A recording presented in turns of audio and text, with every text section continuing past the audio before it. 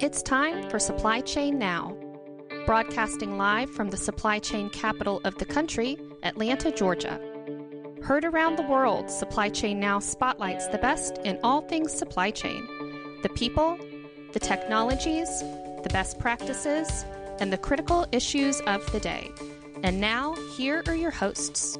Hey, good morning. Scott Luton with you here on Supply Chain Now. Welcome to today's show. We've got a great one in store. We're talking with a business leader from a company that is driving operational transformation globally.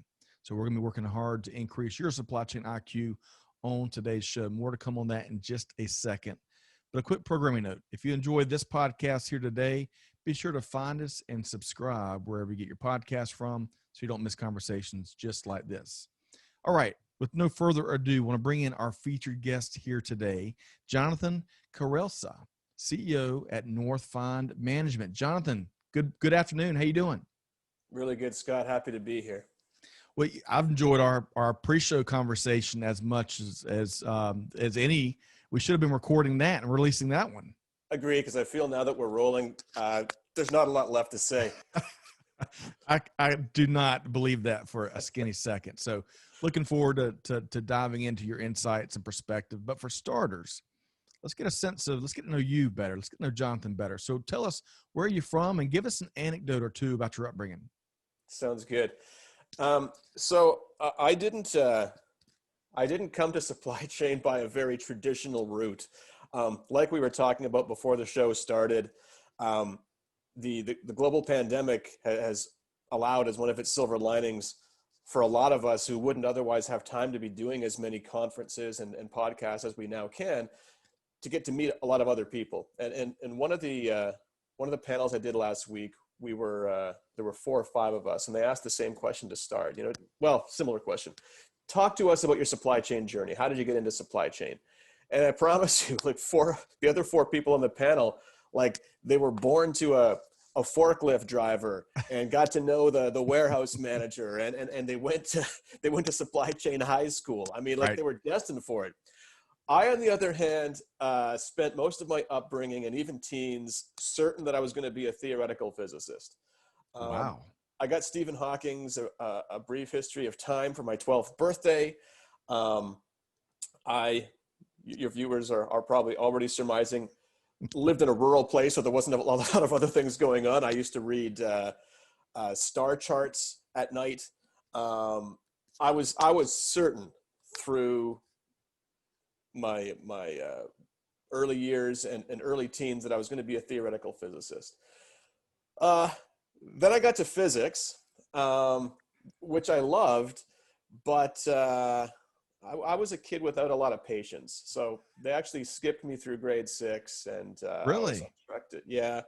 And I was on track to graduate in 3 years. And in grade 9, I wanted to do grade 12 physics. And the professor said, "You don't want to do that." To which, I think this is a challenge. Okay, let's go. I'm definitely doing it now. He said, "No, listen, you're a smart kid. You don't have the math that you're going to need to do this." And I'm going nonsense. I'm really good at math. Watch me.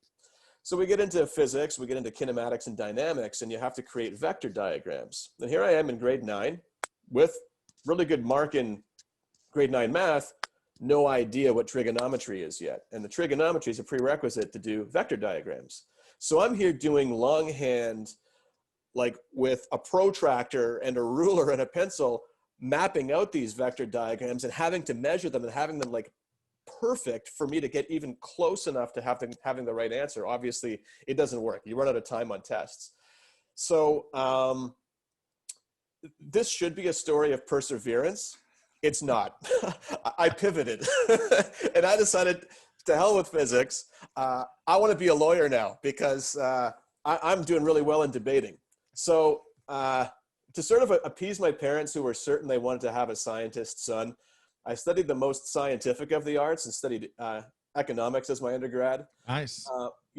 From there, went to law school and decided by halfway through that the beautiful idea of law protecting the underprivileged and setting wrongs right is absolutely not what it's about. So I decided that wasn't what I was going to do either. I ended up then going into a corporate job after that. What ultimately led, am I getting too far ahead of the question now? Well, It's supposed to be upbringing. yes, we'll talk about your professional journey here in just a moment. But Yeah. going back to this theoretical physicist Yeah. and how much of a fast burner and advanced learner that you were, where'd you get that from? Did you get that from your parents, from your mom, or your dad? What did you read a lot early at an early age? Well, in case they're listening, I'm going to say, yeah, they probably gave it to me. I don't know. It's that question of nurture versus nature, right? I mean, I don't think I had a whole lot to do with the toolbox that I was born with. I think the fact that I grew up in rural Northern Ontario and literally had, I'm trying to convert to miles, like a 3.5 kilometer walk to the next closest friend. That's about 2 miles. There's not a lot to do then other than read and write and imagine. So that probably has something to do with it. Right. But definitely my parents put a lot of focus on education. So I really love this story because to me, it illustrates the how we can attract a very diverse POV into supply chain. Yeah, so I love these stories where it's not, they weren't born into an industry. They weren't aware of the industry at an early age because of family members being in it. But your story, that's such a great story. We need a lot more stories like that because that's how we're going to be tackling some of the challenges of our day. And yeah, I agree. Some. All right. So let's talk about, give us one more thing about your upbringing. So you said rural Ontario. Yep. So clearly you read a lot. What else really sticks out? About the upbringing? Mm-hmm. Well, again, with long distances between where people lived, you spend a lot of time either hoofing it on foot in the winter when it's too slippery to ride a bicycle or spending time on a bike. So I ended up being a competitive cyclist late in high school and during my undergrad. And I think that's in part due to the fact that I needed to ride a bike to get anywhere. And most of those places were far apart. At the time, I didn't love that, a lot of my friends lived close together and could do stuff after school. And I had in high school about an hour and a half commute each way. Wow. To get there with my dad. Because my dad had to drop me off before he got to the office. It meant, I'm deposited at 7:15 and picked up at 4:30. So not a lot of time to do anything other than just study. But, in retrospect, would I change it? Probably not. I don't know. I mean, it worked out pretty well in the end. Sure. Okay. One more story before we get into your professional journey, or one other question before we get into your professional journey. Information, good, reliable, data-driven, timely information is what we're all after. Perhaps unlike ever before in this day and age, where change comes at us so rapidly in an accelerated manner. What are some of your go-tos for good information? Yeah, so good information where supply chain is concerned. I like Supply Chain Brain. I think they do a really good job of casting a broad net and getting a lot of different perspectives. We were just talking in the pre-show about Laura Ciceri. I really like Laura because she knows it. She's lived it. She's been a practitioner, but she also hasn't become beholden to advertisers. Great point. I'm not going to name any other names. There's some big ones out there that have good information and studies, and they have magic quadrants and things like this. But the reality is you talk to a person like Laura, and you can tell this is a person who's actually used the software, used the different tools, and is giving you a no-nonsense insight into what their actual effectiveness and applicability is. You can't say that about some of the other pieces of information that are out there. Yeah, well put. And of course, I would leave it to the potential theoretical physicist to bring up quadrants and vectors and galaxies. Yeah. I love it. And you're right. Laura Ciceri, she was on a live stream earlier with us. She was just as advertised, and that's rare in this day and age. Yep. Been there, done it, and is able to, much like I'm kind of picking up from you, you and her are able to share positions and unpack issues, not just in kind of the right altitude, but in a very succinct manner. And I'm anything but succinct, as you'll learn as we get through here. Well, Yeah, and thanks for reeling me back on track earlier because I was on the verge of not being succinct either. I, I credit that, I think, in part to law school and the summers I spent working for lawyers.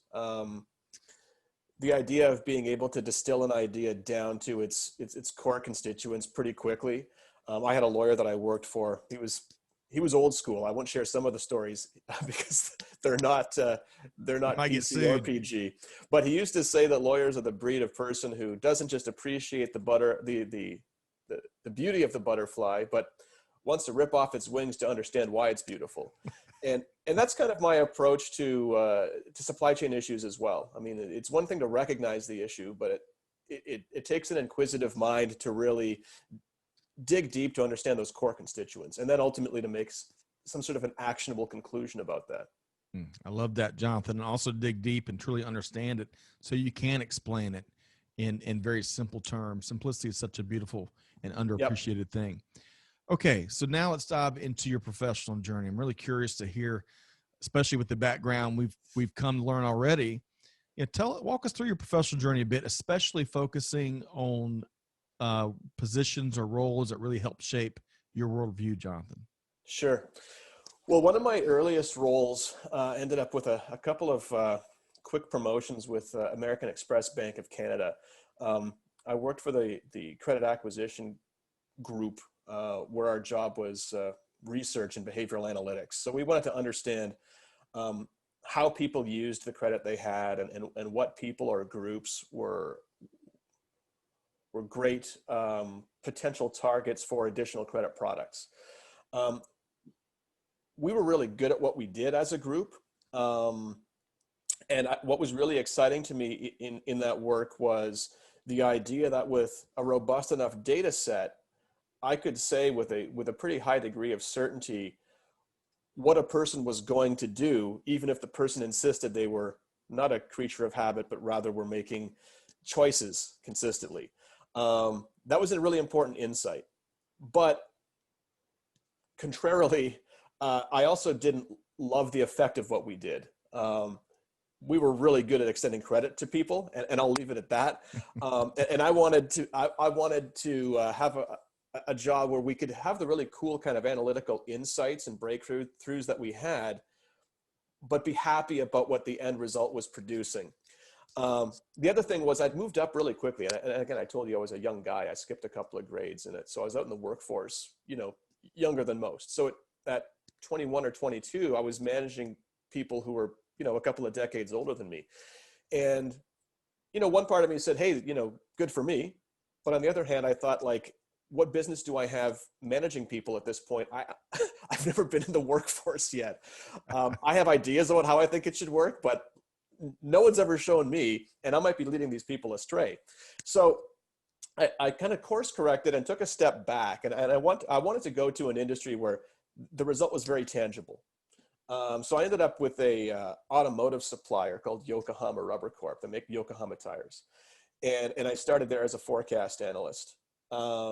And again, the idea was I wanted to step back into a purely analytical role so I could sort of learn the management chops before moving ahead.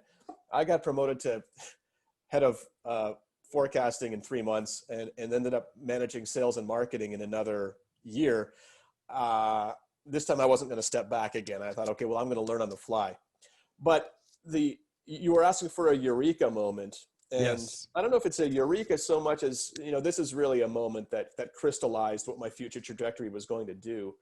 A lot of people in supply chain like to point the finger at salespeople and right. say, like, these guys don't know what they're doing. They're coming to us with all these BS forecasts. The forecast at budget time is sandbagged. And then suddenly they have these huge over biases because they just want to make sure their customers are going to get the product. I'll tell you what, I started in supply chain on the customer facing side because I ended up as the business unit director for consumer product in Canada. So I was in front of customers, and I worked for an organization very traditional in its supply chain and in particular demand planning approach. It wasn't really a demand driven organization. It was this is what our capacity is. So we're going to make this many tires, and your job in sales and marketing is to go find a home for them. Sell them all. Do that. So we had a lot of really cool, innovative products, but the problem was, I think the product management team back in Yokohama thought it's like Nintendo, where you promise a new platform and it's great if it sells out because it means it was exciting. It doesn't work that way in tires. I got beat up like season after season, going in front of customers saying, hey, I want to talk about this exciting new product. And they're saying, like, you're not even going to be able to supply me with it. So I'm not going to put you on my shelves because I need to have something there when winter comes so I can sell it to my customers. And I tell them, not even lying, because I'm naively buying into this at this point in my career. No.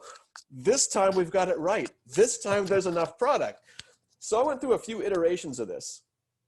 And it's not fun. I'll tell you what, supply chain guys, if you haven't been on the front lines in front of angry customers, it's a different experience. It is humbling.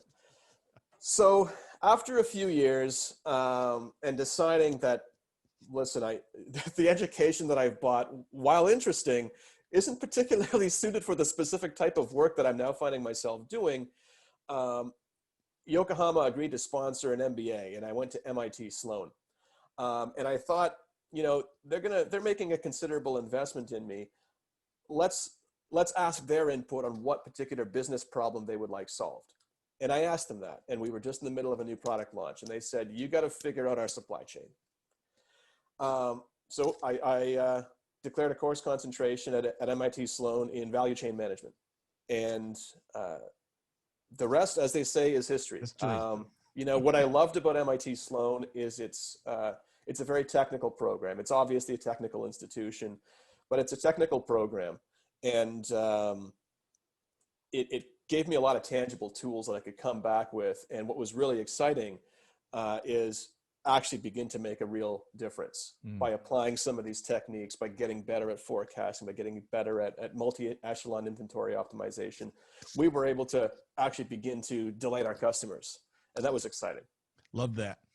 All right. So going back, I want to go back to your earlier point you were making about the view of sales within the supply chain community, because like some of your background, I've spent a bunch of time, and certainly as an entrepreneur, a lot of time in sales and business development and all those customer facing conversations you were alluding to. Yeah. I think we do as an industry. I think one of the opportunities we have is to create the stigma that comes with the business development profession within the supply chain industry. I remember being a part of industry associations that were made up of engineers and supply chain practitioners and operations folks. And a lot of times I'd feel kind of, especially in the early days, kind of left out because of my skill sets were in different places. Yeah. So I think there's a gap there that we need to bridge. And that's what I'm hearing you say as well. I agree. Yeah. I think one of the things that serves some of the members of my team now that have had more diverse backgrounds than strictly supply chain. And I mean, don't get me wrong, there's absolutely a value to being very deep in a particular area. Right. But in particular, when we're helping organizations implement or troubleshoot an S&OP process, this look of like understanding, someone finally gets me, that we get from salespeople's faces because they're so used to getting beat up on by supply chain folks for having like fake forecasts. And what I'd say to supply chain folks is, listen, if your sales guys don't have positive bias, I mean, where are these blue sky plans going to come from? I mean, it's pretty easy to have flat sales in perpetuity, and it sure is easy to plan a plant that way, but I don't think your shareholders are going to love it very much. I mean, you want your sales guys to be positive. You want that positive bias, because between supply chain and finance, you've got enough negativity to go around. Well, and also kind of what you're alluding to, that emotional intelligence and the empathy is a big part of that. Just one part, but a big part. That is so needed in today in a world like what we have here in 2020. Yep. So I really appreciate you sharing that. We're going to keep driving. I want to move right along to your organization, NorthFind Management. Let's talk more about what the company does, and then your role as CEO, where do you spend your time? Sure. Well, we like to call ourselves supply chain consultants. And what that means has expanded over time. When I co-founded the business with my ex-partner, Seema Full, in 2011, she really focused on supply side and execution, and my focus was S&OP and demand planning. So together, we had the core demand and supply components of supply chain covered, but you can extend that further up. And since then we have, so we get into strategic sourcing and vendor capabilities evaluations, demand and supply, obviously, inventory optimization, MEIO, execution, post-merger integration. So we look at value streams, we look at eliminating redundancies. And recently we've added an area that I'm very excited about, and I think we'll be talking about later, which is risk management and business continuity planning, a really important component of supply chain, especially today. What we do is a really practitioner-focused approach to supply chain. So, I mean, listen, I wanted to be a theoretical physicist. Maybe because of that, I've got one on my team. He does our advanced modeling. He did his thesis being able to model cloud formations. The guy does math, a lot of it. But what we really value especially are practitioners who have had boots on the ground and have really been in the shop, on the front lines, and recognize, the realities of the theoretical are one thing. And then you alluded to emotional intelligence. It's a thing we don't love talking about in supply chain because somehow it doesn't seem tangible. It's the warm enough. and fuzzy. Yeah, it's the warm but it's and real. fuzzy. It's 100% real. And like Laura would tell you, or anybody else that's been doing supply chain and S&OP for a long time, it's those pieces that are really the enablers in what we should really look at as a cultural change in an organization. It's not just data. Data is how you identify the problem. Data is how you gauge the outcome. But if you want to get there, it's really being able to have the credibility, having done it, to relate to people on that level. So sorry, let me ask you a quick question about this. So when we think of forecasting and sensing and consumer sentiment, would you argue that, of course, there's a ton of data there, but there's also these elements that are more tied back to emotions, and it's a little tougher to quantify them? Do you subscribe to that, where that's one of the avenues where that EI can really provide a ton of value? No, but I think it's a great question. I'll tell you why I say that. I think there are a ton of things that some people are tempted to call intangibles. I'm with Foucault, who said, if it exists, it can be quantified. So my position is, there's fuzzy stuff out there. There's stuff that we can interpret through EI, which is Daniel Kahneman, the Nobel laureate in 2002, sort of says the things that we equate with our gut or with intuition is really the result of a heuristic process that's us just having seen it multiple times before, which in essence means it's quantifiable.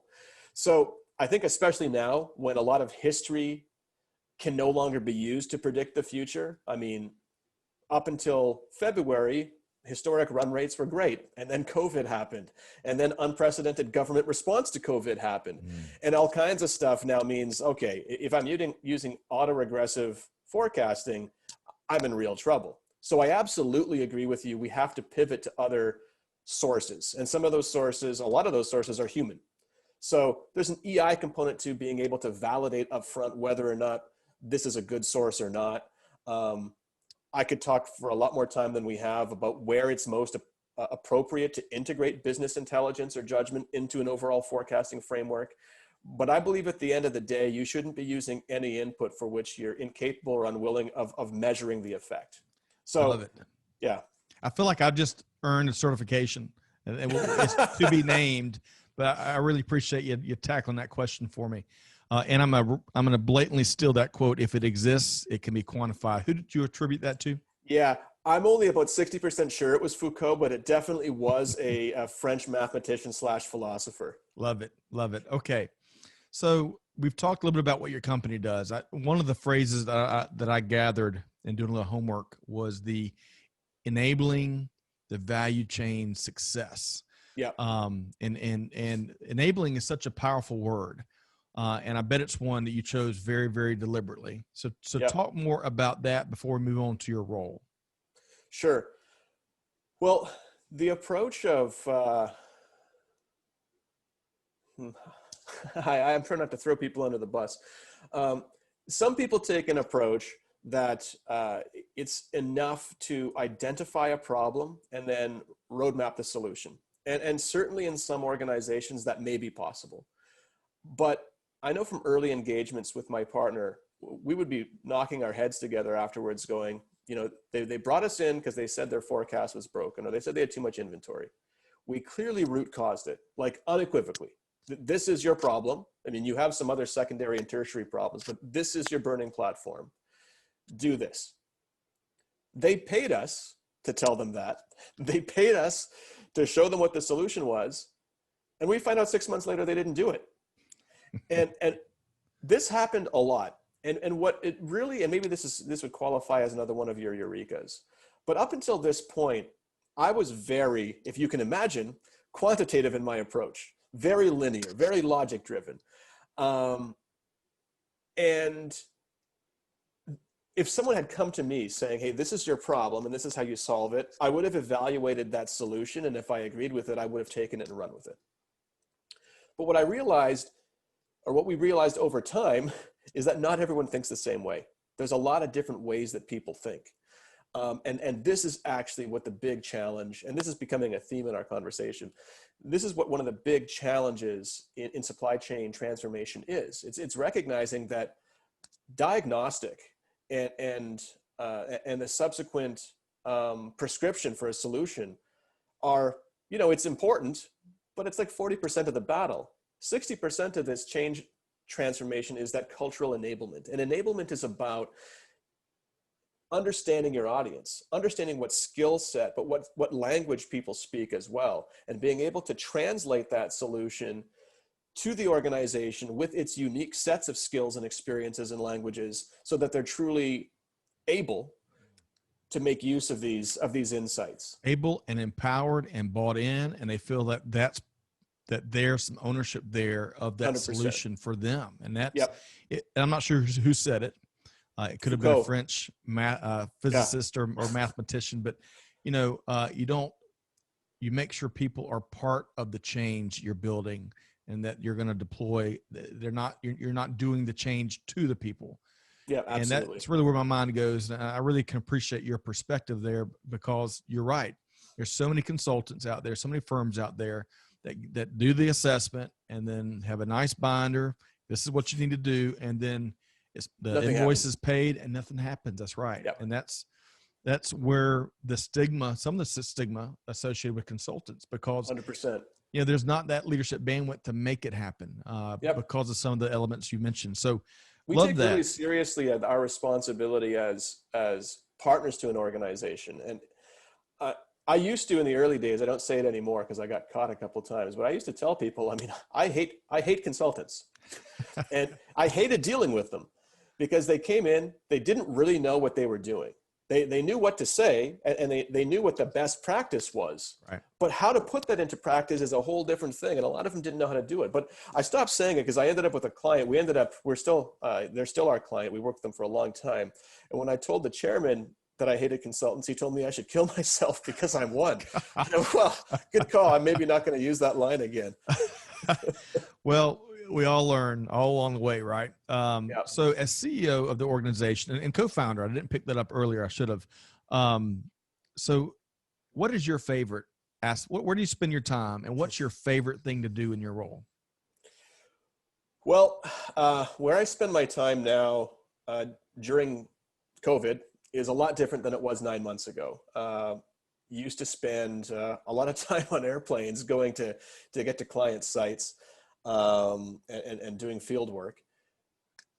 Not a lot of travel anymore, obviously. So one of the upsides is we find ourselves with a lot more time available to do value-added work. But some of that time is being spent now in different places than it did. So My time as CEO is spent between projects where I'm supporting our team on a client work. I take, maybe this comes up from earlier in my career where I didn't have a lot of that guidance that I wanted. I take really seriously my role as a mentor. So there's a coaching component between me and the senior associates, junior associates, analysts, just feedback after engagements, how to improve their approach, talking about what they want to be doing next in their career and how best to do that. We also, it sounds like I'm probably speaking out of both sides of my mouth. I think being a practitioner is super important, but we also want to stay on the leading edge. So a big part of what I do is also research and publication. We were talking earlier about a book I'm working on. We're always looking at white papers. We really encourage our associates and analysts to also be doing that because we don't want to stagnate. We know that the state of the art is consistently changing. So experience is important, but also pushing that envelope is important. Love that, because it's easy. It's easy to stagnate, especially if what you're doing is working. It's easy to stay right there. I can appreciate that. One final question about going back to mentoring before we kind of go broader with this next question. But mentoring, do you think we're doing enough as organizational leaders to mentor? And also, are we doing it the right way? Good question. What I'll say is this, I don't see nearly as much mentoring as I would expect to see. I mean, we work with a lot of different organizations, so we get to know a lot of people, a lot of different industries, a lot of different market caps. And even some of the big organizations where you'd expect, they have a proclaimed culture of continuous improvement, but that's not trickling down into the way that they're coaching and developing and mentoring that next generation of leaders. Are we doing enough? From my perspective, there's always more we can do. And it doesn't seem like we're doing as much as we should. Are we doing it the right way? That's the tougher question. I mean, I see some great examples of it in some places. And then I see some places where mentoring is kind of rote. It's a box that a person has to tick as one of their MBOs for the year. So, they take a couple of coffee meetings with somebody and say, what do you want to do in the future? And, tell them something. I don't know. I think there's always room for improvement. Agreed. I love this notion, reverse mentoring and whatever different phrases and names that we're giving it. But, we have recently brought on, I don't even like the word intern. So we changed, we threw that out and we call them just the associates. Okay. And it is amazing just how bright these undergraduate students are and professionals, and learning from them has been one of the great rewarding elements for our team in recent weeks. Sure. And it really has reinforced in my brain just how often I've missed a boat to do the same thing earlier in my career. And we're going to try to double down on finding new ways of really learning and making sure it's a good two-way street when it comes to mentoring. Yeah, that's a great idea. I mean, and definitely, I recognized, I don't know, halfway through my career, that I'm not always the most approachable person in terms of bringing candid feedback. And it was someone who worked with me who gave me that feedback, and I summarily dismissed them at first, but I then spent some time thinking about it. And I thought, there might be something to this actually.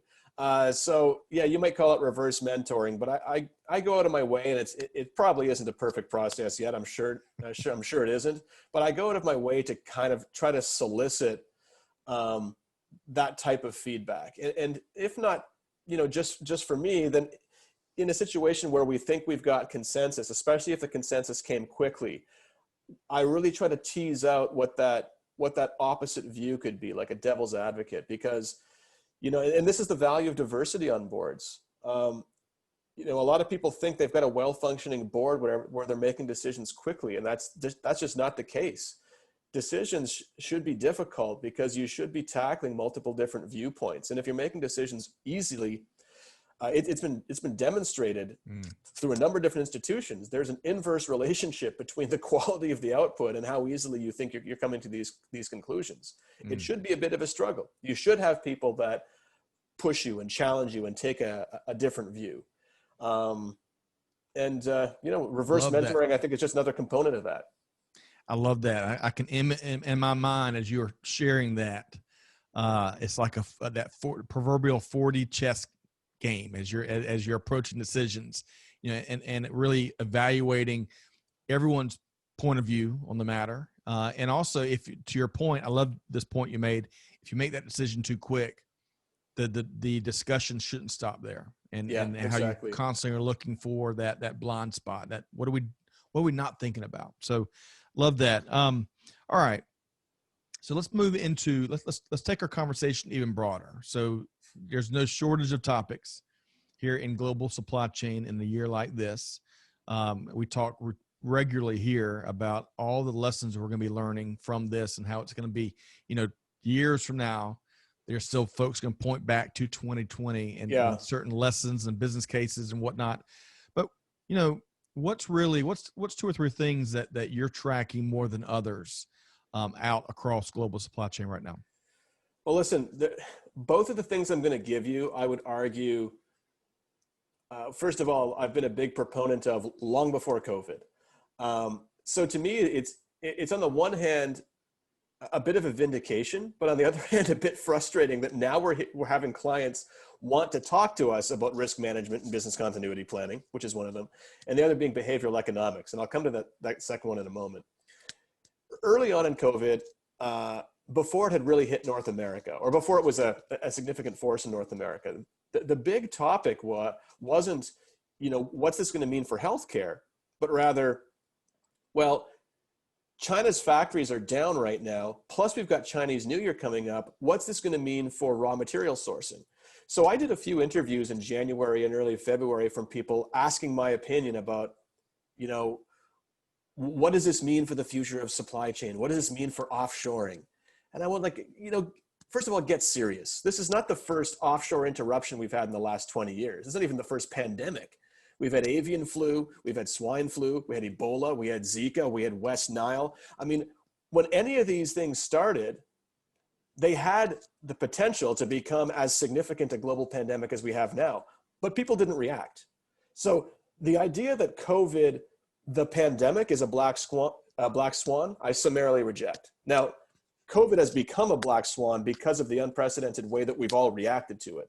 So no one could have planned for that. But the idea that we needed to plan for a pandemic, this isn't news. This has happened 8 times in the last 20 years. On top of that, you have a couple of tsunamis. You have the port strike in Los Angeles. You got the port strike in Santiago de Chile, which people in North America don't talk about, but the economic impact was as big as the LA port strike. We've got like 30 or 40 major supply chain interruptions in the last 20 years. So the idea that people should now be talking about risk management and business continuity planning, to me, is an excuse for people who just put it off because there wasn't an immediate P&L impact. And I get it. You've got competing priorities. You've got a limited amount of cash and time. Risk management is not a sexy topic because you're not going to see a return on your P&L. You only get a return if something bad happens, and it happens less bad to you. But guess what? Everybody that put in the effort before COVID is now, I wouldn't say laughing, but they're in much better shape than the people that didn't. Right. That's number one. Looks like you got a question though. Yeah, I do. I think that is a very, what was that phrase used earlier in the pre-show? Yeah, there's something to that. I can't remember exactly how you put it, but you're one of the first to really explicitly talk about in all of our shows here about how business leaders and certainly supply chain leaders ignored all those previous illnesses that you rattled off. So I'm very jealous how you're able to do that. And, all of those. I wrote a white paper about it a couple months ago. But all of those should have screamed and shouted at the industry. Absolutely. That, hey, this may never happen, but here's some smaller cases. What's your plan? PPE, how are you going to take care of your workers if that's the second point I was going to go to. I mean, this is risk management as a core principle of procurement strategy or sourcing strategy. It's one thing to go and negotiate the best rate and the best fill rate on componentry, bought out finished goods, whatever it might be. But if you aren't evaluating what happens if your single supplier goes down and you've given no consideration to secondary or tertiary supply, you end up with a PPE situation. And again, this can't be news to anybody. I mean, I was working in the automotive industry during the tsunami at Sendai. One of our competitors' factories got obliterated. We lost some people, but they lost an entire factory. I mean, we learned from it. It can happen, so we did something about it. But there's people still today who were caught short. And I mean, I'm sorry, but shame on healthcare institutions for not having more than one supplier for PPE. I mean, you got to think this is a pretty core piece of equipment in your business. You have to have at least asked the question at some point, what would happen if I wasn't able to get this from this person? Yep. And a lot of people didn't ask the question. It's a great example. So the first big thing you're tracking is risk management, business continuity planning, and what organizations are doing there, especially now that they've been, it's no longer a warning. It's we're in the middle of it. Right. And then you mentioned behavioral economics. All right. So as you might have to really give me some layman's terms here, but what are you talking about there? Well, this goes back to a question you asked a little bit earlier around, when you find yourself in a situation where historic models aren't applicable anymore, historic run rates no longer apply, we have to begin applying, fuzzier types of information. You called it EI. There's definitely that component of it. Looking at this from a more macro view, I'd say, the two main streams of information we can look at when it comes to forecasting are either time series or historic, or causal, which is the stuff that we call it judgment, we call it intuition, we call it business intelligence.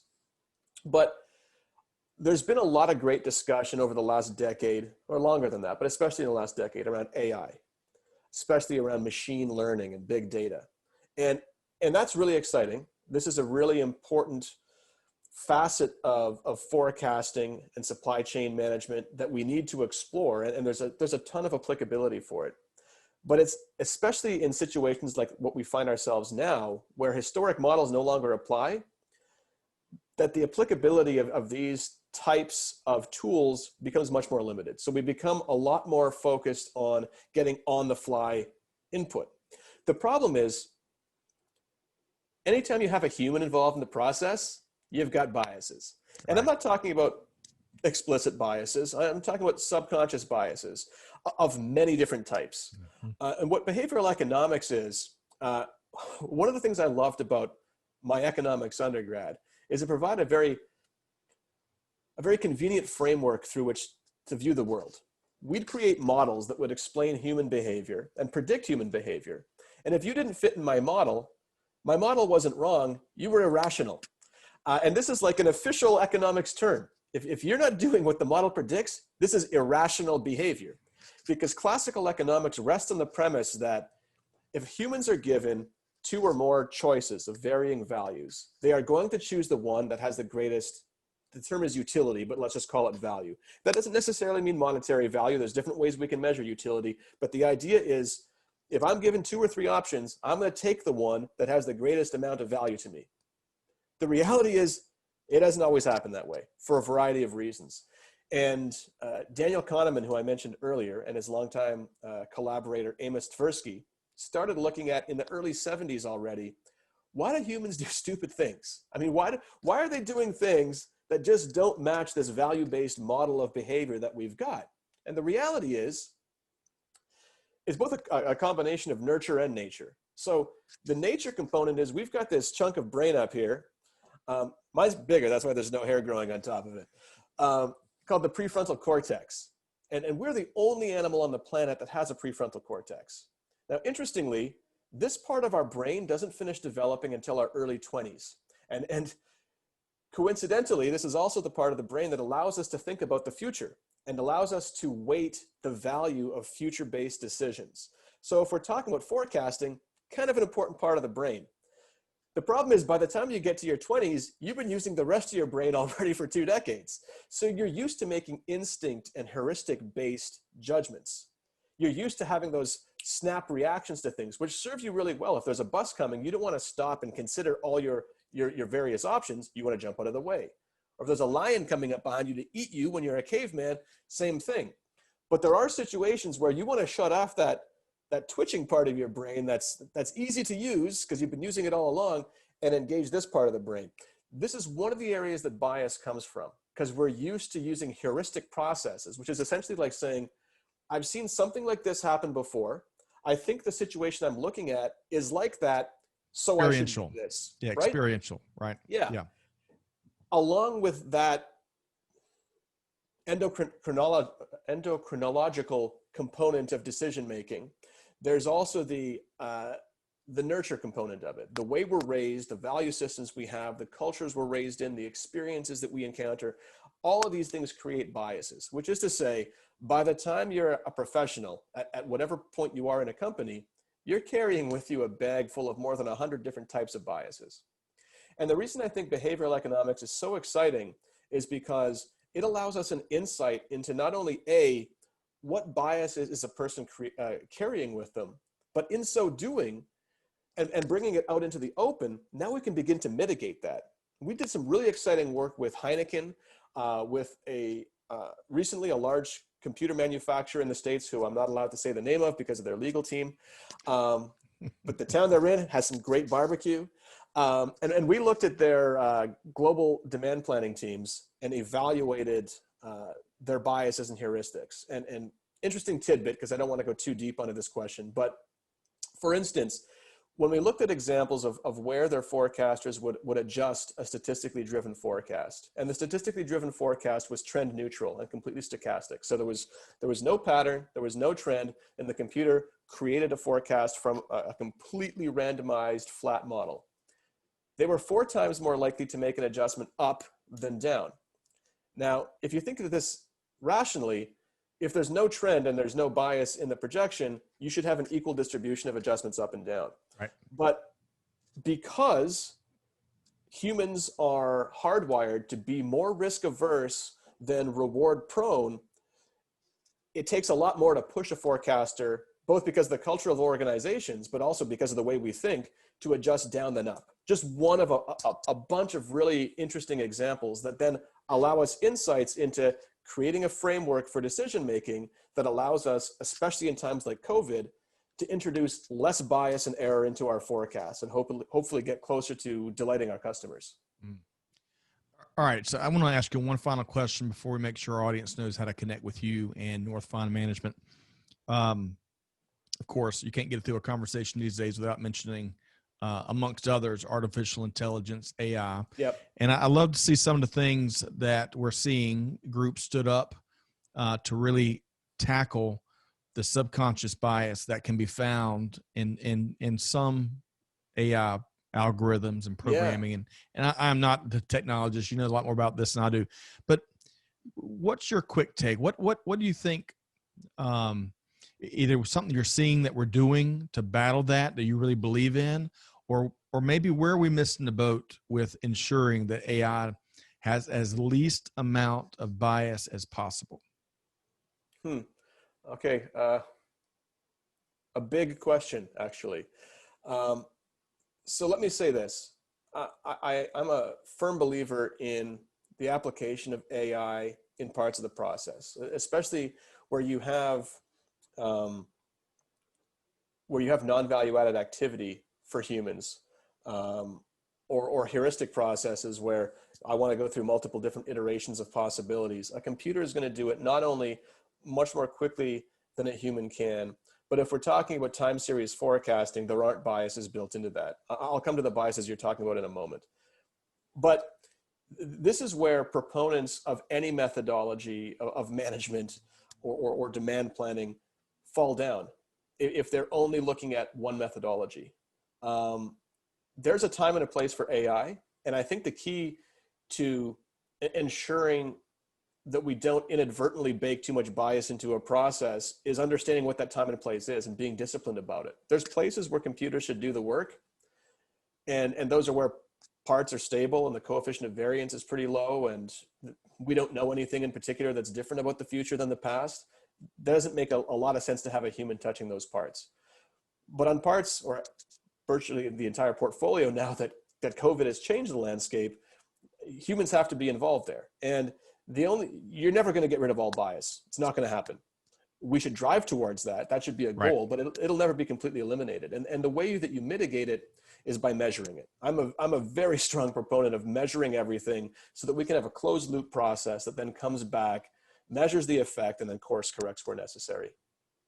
Love it. Again, if it exists, it can be quantified, and everything must be measured to be managed. So I love, there's a lot of kindred spirits here. We're going to have you back on. Greg White, who couldn't be a part of this conversation. Gosh, y'all two could solve the universal ill. So we're going to have to make that connection. But let's make sure folks know, our listeners know how to connect with you, Jonathon, and NorthFind Management. What's the best way there? So we're online at www.north-find.com. Obviously on LinkedIn as well, at Jonathon Karelse, or NorthFind Management has a page as well. My last name is spelled Karelse.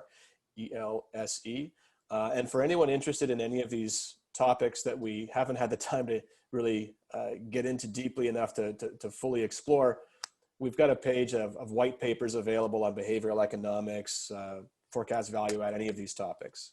Love it. And, we're big believers in enabling the one click. So we'll include as many of those links in the show notes, especially connecting with you and NorthFind Management as best we can. So really have enjoyed this conversation with Jonathon Karelse, CEO of NorthFind Management. Thanks so much for your time. And from what I gather, the market's going to be seeing a lot of you between the book and the keynotes and podcasts, you name it. I'm sure there's lots of folks that would like to spend a little time with you. Thanks for having me, Scott. It was a pleasure. You bet. All right. So to our audience, hopefully you enjoyed this as much as I did. I swear, I think I'm leaving here with at least a certification, if not some kind of degree. If you like conversations like this, be sure to check us out at now, supplychainnow.com. That's right. Radio is gone. We have finally successfully dropped radio. So supplychainnow.com, find us and subscribe wherever you get your podcast from. Hey, we're going to challenge our audience just like we challenge our own team every single day. Do good, give forward, but be the change that's needed. And on that note, we'll see you next time here on Supply Chain Now. Thanks, everybody.